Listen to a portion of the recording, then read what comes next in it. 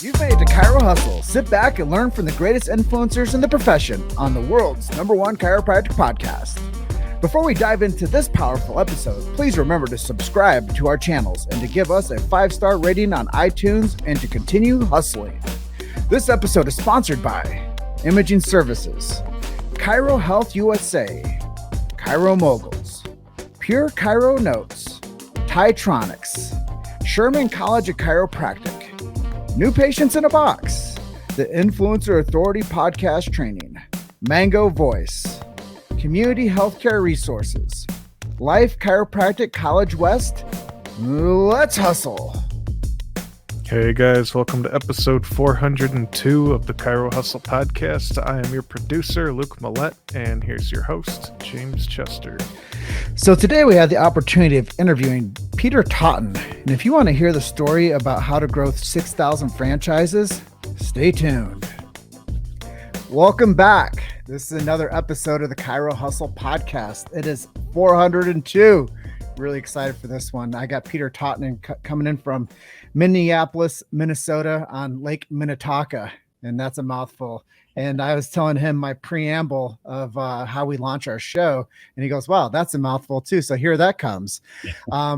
We are at Chiro Hustle. We protect freedom of speech and chiropractic.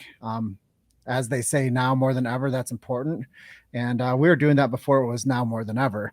But we also protect the sacred trust. If you don't know what BJ Palmer Sacred Trust is, go do a quick search on your favorite search engine and find out what that is. Also, we support subluxation-based chiropractic. If you don't know what that means, once again, go do a quick search and find out what subluxation means. It means less than light. But when somebody does get adjusted, it connects man the physical to man the spiritual, and that's innate intelligence and universal intelligence. And with that being said, Peter, welcome to the show. Hey, thanks. I've been looking forward to this interview, so I'm all yours for the next 30, 45 minutes. Cool. Well, you know, I had a chance to see you down in Puerto Rico. And I saw you deliver from stage, and I had no idea that you grew so quickly to 6,000 locations. But before we get into talking about this growth that you had, I also got your book early last year, and it's called Impossible Hill. Yes. And it's kind of your life story, that how you got started up with Snap Fitness and where you are today. So let's just shine a spotlight on that book before we get into like all the grit of Impossible Hill. But before we get into the grit of how you got to 6,000 locations. Yeah, sure. So Impossible Hill, it's available on Amazon, and it's a book that just kind of chronicles my life. I mean, those are real life stories. And you and I spoke a little bit this morning on the preview of this show, but just talking about real life stories, real life situations. And, you know, I love people's perspective, but the perspective I love most is that of someone who's actually been in the trenches. So it's not someone citing business theory. It's somebody who's actually has the road rash of the award or the road rash that comes with making tough decisions. And, you know, I always say being an entrepreneur, it's not for the faint of heart. And, Steve Jobs said it really well.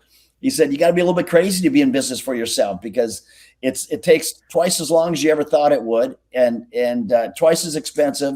And even then you've got a 9 out of 10 chance of failing. Right. So it's not for everyone, but that book has got a lot of nuggets in it that just talk about, you know, real crisis situations, how to get through them, the mindset of what it takes to win and win big. So talk about what it means to be a hill taker.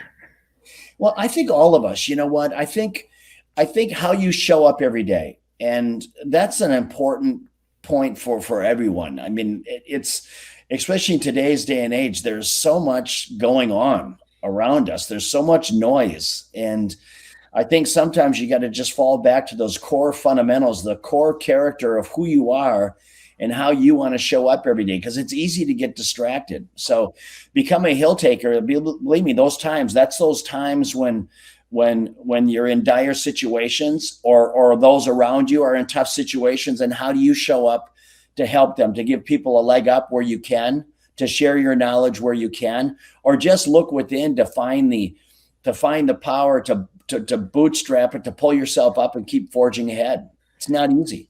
Yeah. You know, I use analogies all the time. And, one of those analogies is carrying a boulder up a hill, Yeah. and no one can see it half the time because it's invisible.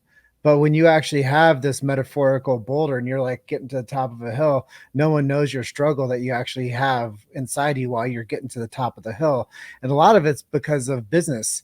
A lot of us, like you said, these bootstrapping entrepreneurs that start something that matters, they're going to the top of the hill, but no one can see it because they think that their life's perfect because they have their own business and they're the ones out there like, they fight for what they have, and they do a good job of possessing what they earn.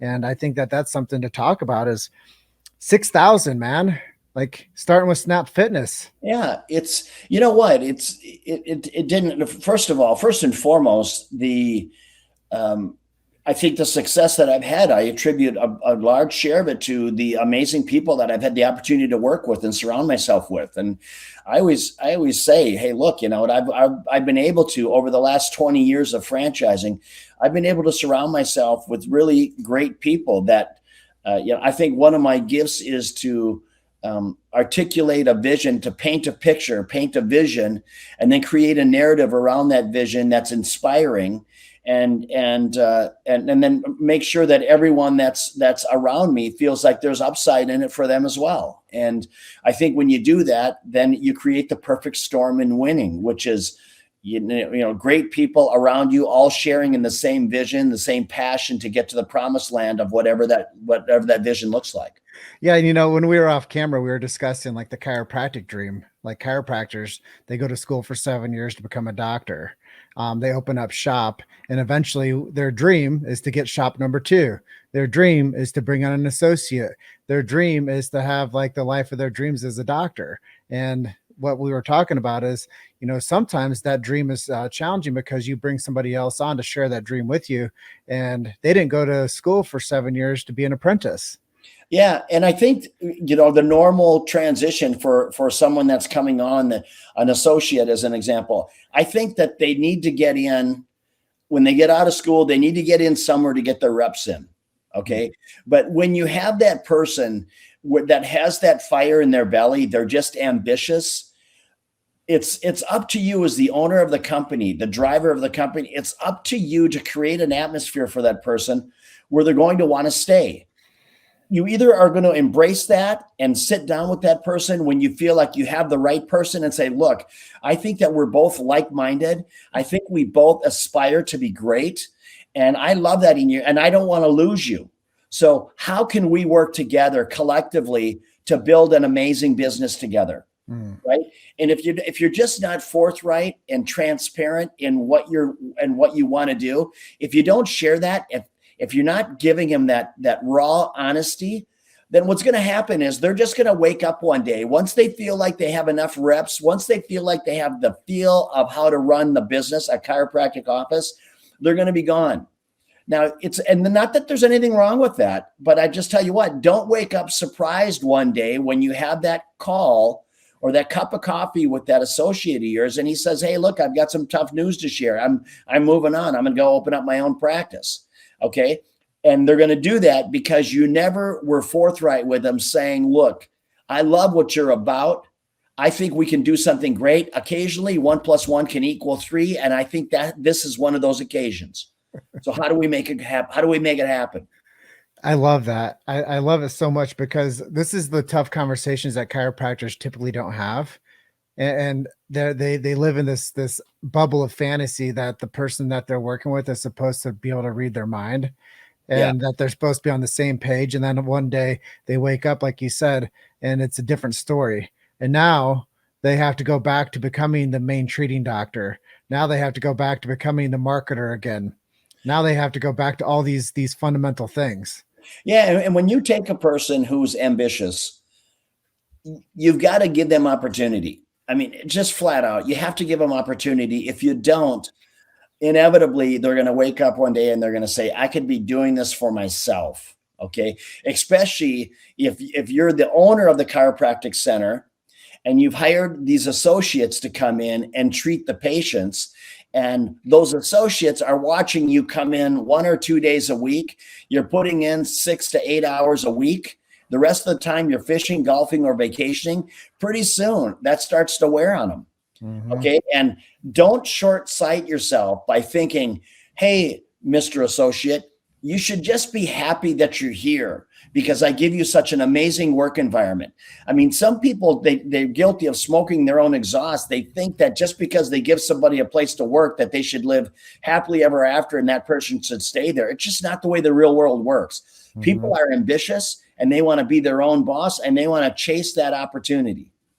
Well, one of the things I'm going to talk to you in a moment about is how you connect with your teams. Before we go there, I'm really curious about marketing because I'm sure when you first started out, you're bootstrapping. You're probably putting flyers on people's cars. You're probably going knocking doors. You're probably going around and you're probably in every like networking chapter that you could be in, whether it's BNI or Toastmasters or whatever. But what did you do historically when you started out in business, and what are you doing now? What worked and what didn't work? Well, it evolves. I mean, the most important part of that question was the last part: what worked and what didn't work. So, which means that you've really got to pay attention to where you're spending your marketing dollars and make sure that you're not just spending the dollars just so you can feel good that you're doing something. Because when people are in a business and the business is failing, one of the first questions I ask them is, "Tell me, what are you doing for your marketing?" And they'll come back to me and they'll say, "Hey, Peter, I'm doing this, this, this, and this," and they give me a litany of things that they're doing, but none of it's working. And I tell them, okay, that's the definition of insanity. Do the same thing time after time and 10, get the same result, right? It's not working. So you need to pivot. So I always ask people, look, where are you marketing and are you hitting the right audience? Because sometimes it's kind of like fishing. You could be fishing, but if you're not fishing with the right bait, it doesn't matter how much time you put out there. Okay. So those are kind of what I look for early on. I mean, in the health club space, it was direct mail. Direct mail used to be really, really good. Okay. Direct mail, chase it with a little, some radio spots, maybe some TV spots, and you were good. Today, it couldn't be any further from the truth. And it's really, I appreciate where the industry has evolved. I really do, because I'm launching a brand right now, an acai bowl concept, and we're not doing any print. It's all social media. It's all networking, and it's the least expensive and probably the most productive, right? So that is working really, really well for us, and that's where we're putting our dollars today. But once again, we're constantly measuring it, and if we need to pivot a little bit, we do that. But the beautiful part today, Jim, is if you can profile your customer, if you know who your customer is, and we do that in this concept that I'm launching, I've got 10 unique profiles. So if I know who my customer is, now all I have to do is take that profile and find out where they live, where they reside.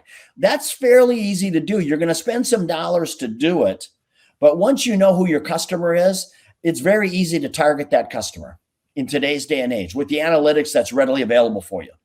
So let's roll this back to chiropractic. Say we have a first year doc or a second year doc and they're struggling. They got two nickels and they're rubbing them together and they don't know how to go grow their business. What would you tell them to do?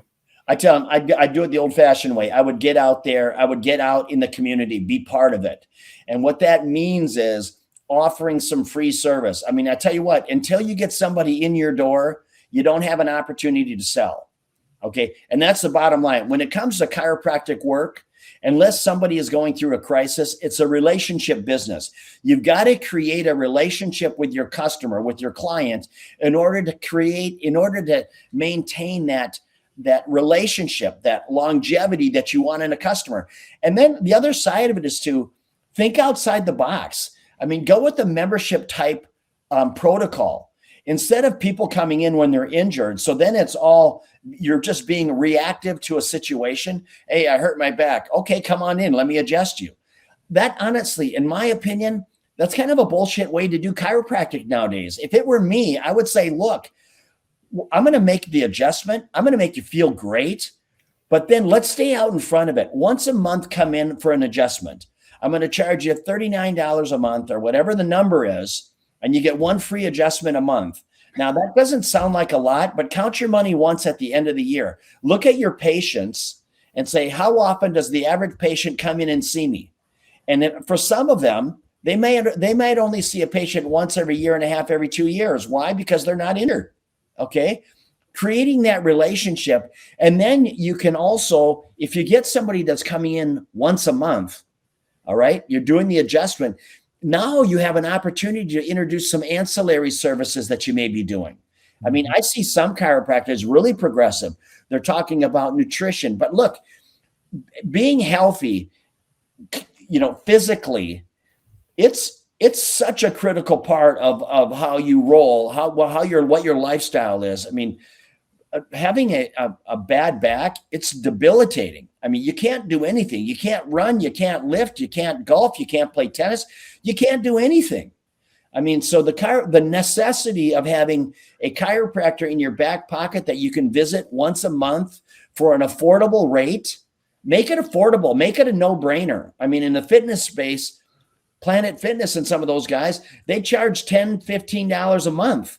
They do that because they know that the customer doesn't even blink about the $15. They don't cancel. Well, you said some really important things, and this translates right over to chiropractic methodology when it comes to business. And it's easier to make second money than it is to make first money. Yeah. And it's easier to build a relationship model practice and keep people healthy. What I call it is from cradle to grave care. Like, Right. You should have somebody under your care and supervision for their health needs from the day that they're born to the day that they're no longer around. And that's the real sustainable model that people should be under when it comes to this type of frequencies, because if you have built that relationship with people, then the dream, here's the third dream. It's not just get the associate, get a second location. The third dream is to have a referral based practice. Yeah. You know what? I don't understand in today's day and age. I don't understand why any male, over 35 or 40 years old is not embracing some of the science and technology that is out there today. For instance, testosterone therapy or estrogen therapy for women. And I don't understand. I was at a speaking group the other day, and there was a chiropractor who does all kinds of things. He does that type of therapy, but he also does stem cell work and he does chiropractic work. What is his? So his overall practice, it's more than just chiropractor. It's a wellness center. Okay. Mm-hmm. And wellness can rear its head in a number of different facets. I mean, today's day and age, hey, look, let's face it. None of us are getting out of here alive, right? So none of us are getting out of here alive. So let's live our best life, our healthiest life as we can, where we can be active, where we can actually be who we visualize ourselves being when we're in our 70s, 80s, and 90s. Believe me, it's going to happen. It's going to happen. The days of being 60 and still being able to golf and run and vacation and play with your grandkids and be vibrant and still engaging in sex and all the other wonderful things that life brings, that's right there. But you gotta nurture it. You have to embrace it. It just doesn't happen. Okay. So this takes me to like the question, the big question that I love to ask chiropractors when I interview them is, what are you doing for your personal health? Like, what are your healthy habits that you continuously do each day to keep you fit and healthy at 60? Well, for me, I start my day with a workout, and I know myself. I start, I get up, I have a cup of coffee, and I kind of I wouldn't call it meditating, but it's kind of reflection for me. I sit out on my patio here, listen to the birds sing. It's really very peaceful. It's a great way for me to start the day. And when I'm doing that, I'm in my exercise clothes. So before I come down from my bedroom, I have my workout clothes on. So because I know I've got to start my day with my workout. If I push it off, if I don't do it in the morning, if I've got all day, if I say, look, I'll do it tonight, I've got all day to work on myself. I'm a great salesman. I'll talk myself right out of it. I promise you. Right. So I know I get my workout in, and then I try to eat, fairly healthy. It's not that I don't have pizza or desserts now and then. I do. I just don't do it every day. Right. Mm-hmm. I really pay attention to my weight, my how lean I am, how my overall body is feeling. Does it feel? Am I sore? Am I stiff? Why? Stretching. So that's what maintains my physical being. My mental being is doing things like this. I do a lot of consulting. I'm launching another brand right now. I love getting up every day and having having to use my critical thinking skills. I love that. Mm. I love thinking about how am I going to position this brand? Or if somebody else comes to me with their brand and I'm trying to help them massage it and get their shoulders squared and pointed in the right direction to where they want to go. You've made it to Chiro Hustle. Sit back and learn from the greatest influencers in the profession on the world's #1 chiropractic podcast. This episode is sponsored by Imaging Services, Chiro Health USA, Chiro Moguls, Pure Chiro Notes, Titronics, Sherman College of Chiropractic, New Patients in a Box, the Influencer Authority Podcast Training, Mango Voice, Community Healthcare Resources, Life Chiropractic College West. Let's hustle. You know, there's so much value in what you just said there, because you're motivated by your own performance, but you're also motivated by how you can participate in your day-to-day success and how that can shine onto other people.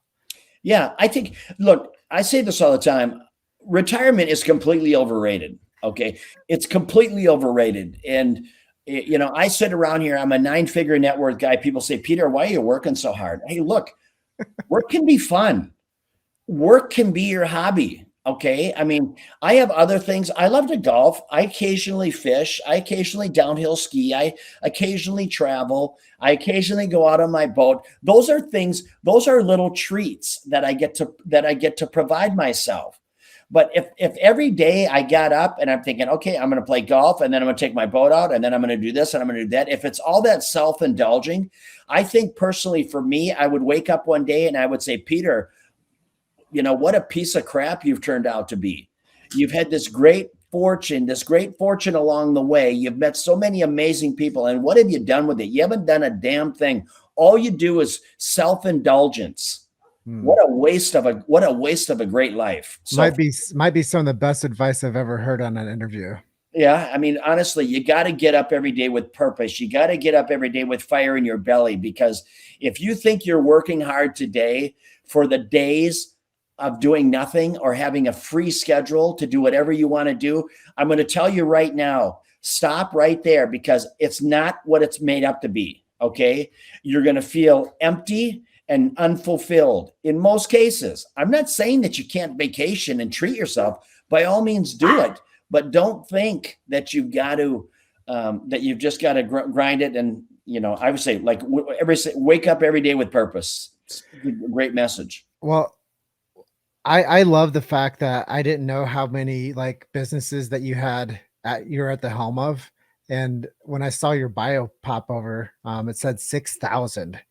I'm sure that this is going to be a huge revelation for most people to understand how you stay connected to such an empire. I think it might be one of the best questions of the day, but how do you stay connected to all of the moving parts of this franchise model?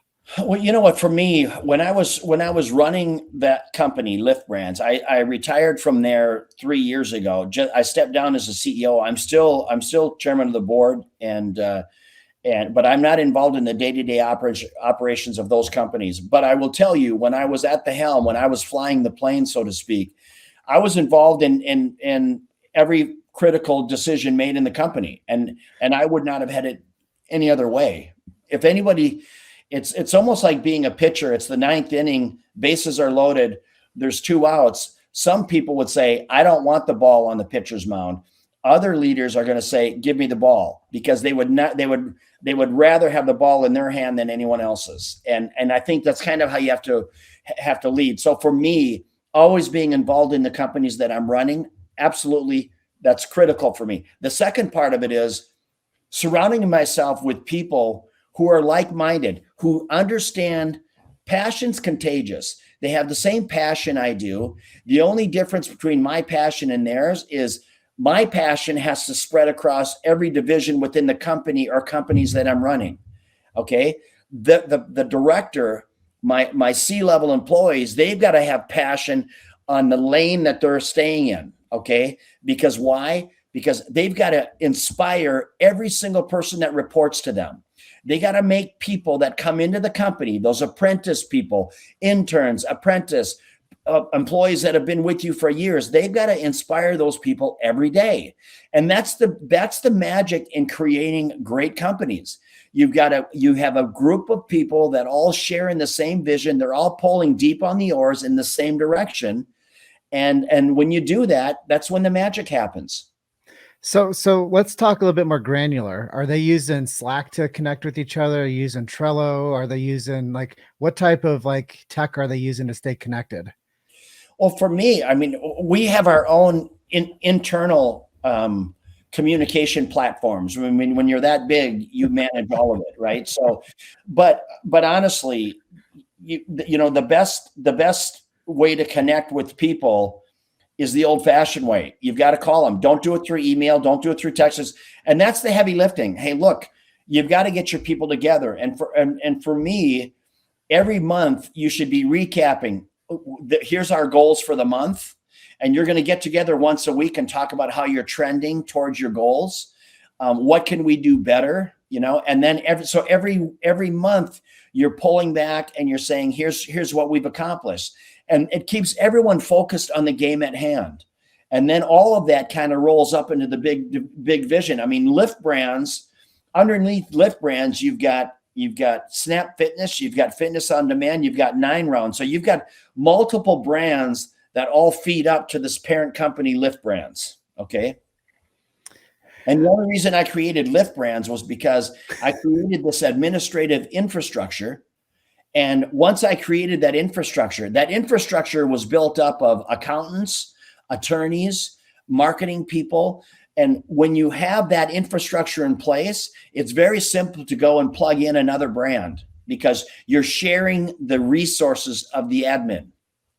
I think that's so powerful, is to build that team and to build that nucleus and, invent what you need as you go. No question. Invent what you need as you go. And then also make sure that the people that are around you are growing with the company. Okay. That you're sitting down with people and say, look, do you love what you do?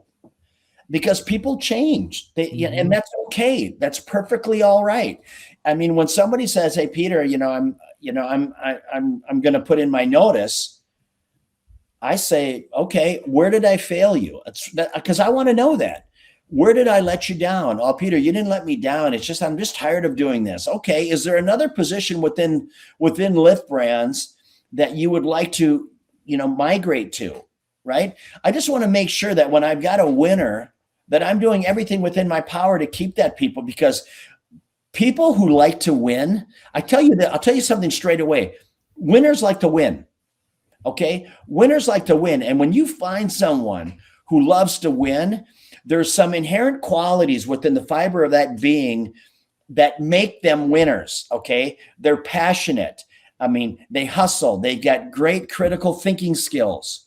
All right. These are people. And when you run across people like that in your lifetime, you got to find ways to keep them around. You got to surround yourself with people like that. And I tell you what, it's hard to find.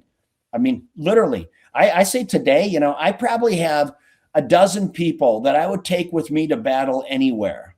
Okay. Anywhere. I'm building a brand right now. It's just a baby company, but I tell you what, we're just coming up on our 1-year anniversary. It's an acai bowl concept, but from an idea today, we have 85 awarded territories. We've got 16 locations open, and we're opening 3 to 5 stores a month, right? It's got great traction. It's got great promise. And I'm really working hard to surround myself with some of those great people. And I'm already started to pull some of the people from my history that I've had the privilege of working with. I'm already starting to pull them in.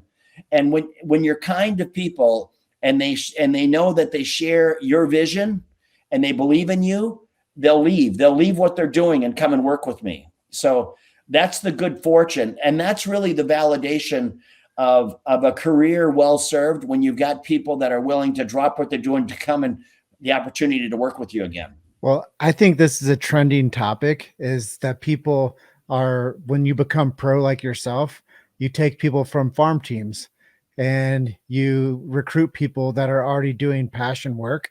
And then you recruit them and you take care of them better than they were getting taken care of before. And you offer them more future pace them to a better, opportunity. And then you retain great people. And then you know what they do? They tell their friends too. And now that you recruit like their little group of people that were in this other business that wasn't providing for them the way that your business is providing to them. And that's the way that the business model rolls, I'm sure. It is. I mean, it is. I mean, you need great people to build great companies. It's really that simple. And if you think that you're going to be the only person on the team that can make the great decisions, you're limiting your potential. I promise you. You've got to surround yourself with great people. And then the other side of it is those great people, they want to die on their own sword. Okay? Don't micromanage them. If you're going to hire them to do a job, make sure they understand the job of what you're looking for, because people can't follow what they can't see.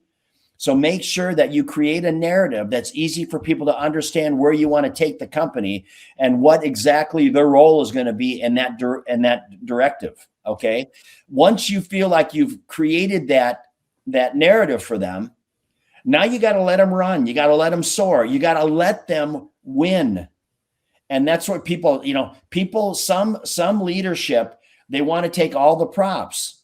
You don't. I tell you what, you want to get people to walk on fire for you. When you're sitting around once a quarter, I would have company-wide meetings. And that's the time to pull people aside and say, hey, Jim, could you stand up for me? I want to tell you something. I want to tell you what Jim did. And then you share a story how Jim went above and beyond. Now, you could have easily done that in your office. Just the two of you. Okay. What's going to be more impactful? You pulling him into your office and having those kind words and saying how proud you are of him, of stepping up and how he shows up every day and what you love about him. Is it more powerful in your office or is it more powerful in front of his peers? I can tell you 10 out of 10 people, if they're going to be honest with you, they're going to say, man, Peter lit me up. He held me up in front of the whole company, told me how awesome I was. That is how you make great people. Well, that's the other side of accountability. That's leadership accountability, is they depend on you to edify them. Yeah, hey, look, everyone loves to be validated. Okay. And being validated in front of your peers, it's one of the best things. It's one of the best feelings you can have as an employee. And they'll never forget that. They'll never forget that for the rest of their career, whatever they're doing. Right. It's a great moment. It's a great moment for them. So we have a couple more questions. I know we're running over 30 minutes here, but I'm happy to ask a couple more if that's okay for you. Yeah, no problem. More onto chiropractic. Healthcare. You're in the health space, Lift Brands. We spoke a little bit about chiropractic. Where do you see the trend going with chiropractic and healthcare? I don't know. Usually I ask 20 years, but that's a long time. But where do you see the trend of healthcare moving over the next couple of years? I think where it's going to get is people are going to pay more attention to their blood work. Blood work, so they can be more proactive rather than reactive, because your blood is the telltale of where you're heading. Okay. So I think it's going to get more into blood work. And then I think you're going to see people that are going to get more preventative in what they're doing. I mean, let's face it, today, people are making better eating choices. Let's face it, the people that are in the game. Okay. I mean, there are some people that they take no accountability in their well-being. And you know what? Those, you do you. If that's how you want to roll, that's fine. But don't be surprised. And then what? Some of those people, they smoke and they have they smoke and drink whiskey and they live till they're 100 years old. So go figure. But most of us have got to live a healthier lifestyle. So I think that you're going to see people getting more proactive into healthy choices, healthier lifestyles. And you're seeing it right now. But now take it to the next level. Go to a wellness center. Subscribe to a wellness center that's going to have your chiropractic needs, your blood work needs. And when I say blood work, I'm talking about if you're talking about a male and his testosterone is on the floor, okay? His testosterone levels are on the floor. Hey, look, that's an easy correction, okay? That's an easy correction. That's one shot a week in your butt and to increase your testosterone levels, okay? And when your testosterone levels are back as a male, I'm not talking about you're walking around like some bodybuilder. That's not what I'm talking about. I'm talking about getting your testosterone levels to a place where, you're still stimulating muscle growth. You're still on your game. You've got the flexibility, all those things that come into play. So that's where I think wellness is going. It's going to be these all-inclusive places where chiropractor is one cog in the wheel of the whole wellness cycle. And I tell you what, you're seeing some chiropractic offices are leaning in that direction. They're kind of progressive thinkers, right? And they're really entrepreneurial spirited, but they're right on point.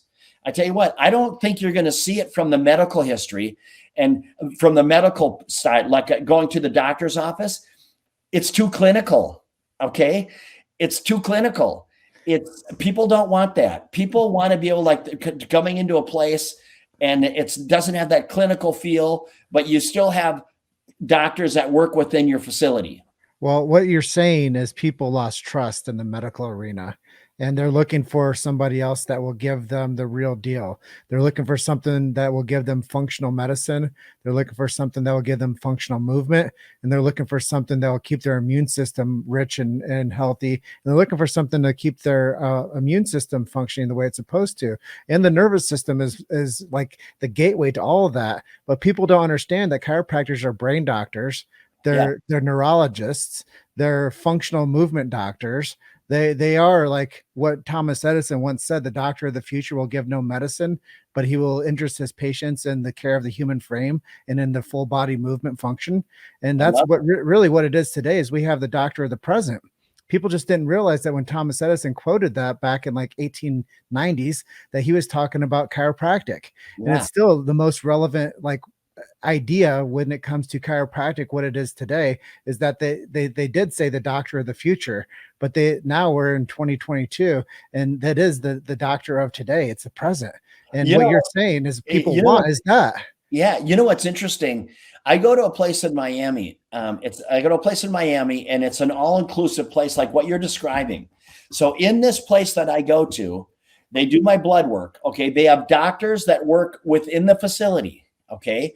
It doesn't have a clinical feel at all, but they have actual doctors that said, look, I want to be in a place like this. This is where I want to shine, which is a great testament to what he's doing. Within his facility, he's got chiropractors, he's got doctors that do blood work, all kind of nutritional programs. All of the vitamins and supplements that I take are prescribed by this place that I go to in Miami. Okay. That's great. Yeah. The place is called Biohack is the name of it, but it's literally all blood work. But they've got dentists, they've got chiropractors, they've got doctors, they do blood work. It's the real deal. Now I'm working with those guys. I'm on their advisory board, and I tell them, look, we got to get this thing down to the masses. We got to make it affordable to the masses, because right now it's too pricey. But in a city like Miami, you've got enough, wealthy people who are willing to pay that. Why? Because they want the golden ticket. They want to be living active lifestyles into their 90s, and they're willing to pay for it. Yeah, I think that when we figure out how to make this more mainstream, and it's not just an elite status type care, that more people will have a higher level buy-in. And I do believe that there's so much mistrust now in the old school medical conveyor belt model. It's dying, and the house of cards is tumbling when it comes to what people have been spoon fed and what they've been injected with over the past 2 years. The house of cards is tumbling. So, I know that we're way ahead of our time, but I do have a few more questions. Yeah. What are you listening to, and what are you reading, and what are some of your hobbies? Well, you know what? I just read a book. The last book I read was called Signs. Just because I've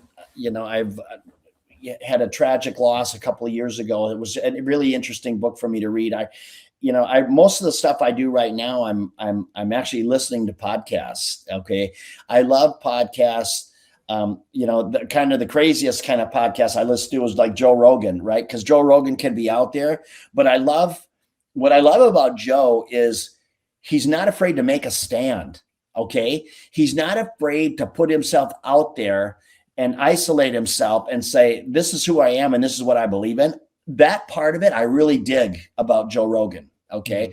And that's what makes him, very polarizing. He's captivating for me. Okay. My hobbies are, I exercise and I love to golf. I don't golf as much as I'd like to. I love boating. I love traveling. I really love my work too. And I don't even like calling it work, but I really love my consulting business. I really love some of the different companies that I'm owned or are partners with. That I really, how they're prospering and growing, and we're pivoting, and we have to go through these challenging times, with COVID and whatnot, and coming out of those things, and then trajecting forward, and all those things are exciting. That's what makes being an entrepreneur so rich. It's so great, is you have to constantly always be paying attention, and that part of the game is what I love. Well, you weave in your hobby and your fun life with your business life, and they always say that if you do something you'll love, you'll never work a day in your life. So I don't think you work at all, Peter, but you actually excel and do great things, and you enjoy the people that you get to build camaraderie with. And leadership is something I think comes really easily to you. And when you have good leadership, then you can teach others. And one of our friends, Jeremy Eugene Wilson, would say you should learn to teach. And I think that that's really important. I think that that's what you've done with your career, is you learn to teach others how to plug into systems and efficient models that worked for you, and then it works for them. And now you get the life of your dreams. They get the life of your dreams. And it's a win-win for everyone. Yeah. No, thanks for your kind words. I appreciate that. You mentioned Jeremy Wilson. Is he not a solid guy or what? He brought us together. Yeah, he's so solid. He's got such great energy, and he's an easy guy to be around. His enthusiasm is contagious. I'm a big fan of Jeremy's, for sure. Yeah. Well, last question. We edified Jeremy there a bit, but who are some of your heroes? And if you could sit down with anybody for a meal tomorrow, who would it be? Obviously not being my deceased mother or son. So somebody that's still alive today, I would, I'd love to have lunch with Donald Trump. I'd love to have him. And then, on the sports side, I'd love to have lunch with Tiger Woods. Right. I think he'd be really interesting cat to have lunch with. He's a big cat. Yeah, no, for sure. It's, but that would probably be, Trump. It'd be, Tiger Woods. Those would be two people I'd love to hang out with and see what makes them tick. Cool. Well, I really appreciate you being on for episode 402 of the Chiro Hustle podcast. If people want to connect with you or learn more about you, where can we send them to? Best place is just find me on Instagram, and it's just Peter _Taunton, TAUNTON. That's the best way. Well, Peter, it's been a really awesome episode of the Chiro Hustle podcast. I want to thank you so much for being my guest today, and have a wonderful rest of your afternoon up there in beautiful Minnesota. And I'm going to close out by telling everybody, you guys are just one story away. Keep hustling. See you guys soon. Thanks so much, Peter. Yeah, my pleasure. Take care. Thanks for listening to Chiro Hustle. Don't forget to subscribe and check back next week to continue hustling.